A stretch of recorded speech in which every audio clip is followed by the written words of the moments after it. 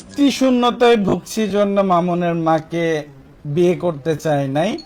মামুনের মা যে ছেলেকে জন্ম দিয়েছে সেই ছেলে বুড়ি বিয়ে করার ট্রেডিশন বাংলাদেশে চালু করেছে। ওর ছেলের ট্রেডিশন ধরে রাখার জন্য আমি এই বুড়িকে বিয়ে করার অফার দিলাম।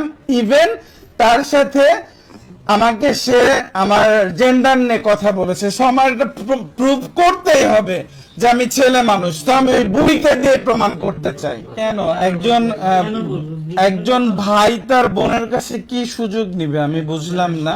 এটা মামুনের মা বলেছে, আপনি দেখেছেন তো ভিডিওটা। ও বুড়ি, ওই রক্ষিতা বুড়ি কি বললো সেটা নিয়ে তো আমাদের মতো এডুকেটেড পারসন ওই বুড়ির মতো বললে তো চলবে না। বুড়ির কথার তো কোনো ভিত্তি নাই। বুড়ি একবার পাঠা বলে, একবার হিজড়া বলে, একবার থার্ড জেন্ডার বলে, একবার পুরুষ বলে। ওর ব্যাকগ্রাউন্ড তো দেখতেই হবে। শোনেন, ওই বুড়ি যেদিন লাইলার বাসায় আসছিল সেদিন চটের ব্যাগ, বোঝেন, চটের ব্যাগে কাপড় নিয়ে আসছিল। হ্যাঁ, ওই বুড়ি আমাদের সামনে এসে কথা বলতে পারবে না। বুড়ি ফকির নিয়ে আবার আমাকে বলে আমি এক সিরা প্যান্ট পরে, আমার ওই রকম 3টা প্যান্ট আছে।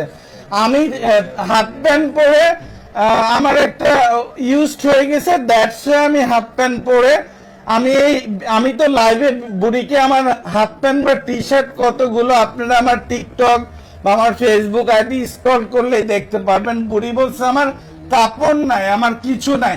ওর ছেলের মতো ফকিন্নি নাকি? মামুনের মা বুড়িকে প্রকাশ্যে বিয়ে করার প্রস্তাব দিল থার্ড জেন্ডার লিখন, যাকে কিনা সবাই হিজলা বলেই ডাকে। সেই কিন্তু এবার প্রকাশ্যে বুড়িকে বিয়ে করার প্রস্তাব দিল। মামুনের মা ইন্টারভিউতে এসে বলেছিল লিখন নাকি লাইলা আর মোহনার পিছনে ঘুরতেছে তাদের নাকি চান্স পাওয়ার জন্য।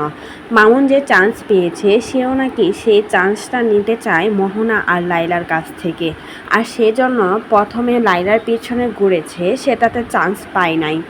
এখন মামুনের বউ মোহনার পিছনে লেগেছে সেটাতে চান্স নেওয়ার জন্য। আর এটা শোনার পর এবার লিখন তো পুরোপুরি সাংবাদিকদের সামনে খেপে গেল।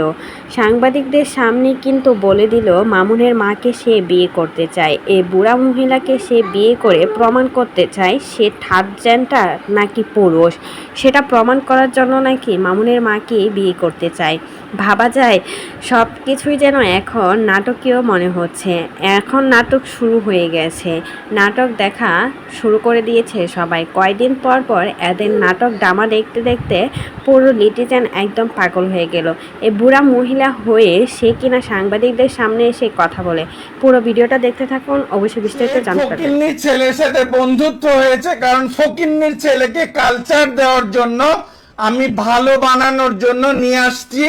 এবং সেভারেল টাইম লাইলার সাথে যখন গন্ডগোল হয়েছে তখন মিলাই দেওয়ারও চেষ্টা করেছে। এবং আগে বলেছে আপু তুমি যদি চাও আমি পার্সোনালি মামুনের সাথে কথা বলে তোমাকে প্যাচ আপ করে দিব।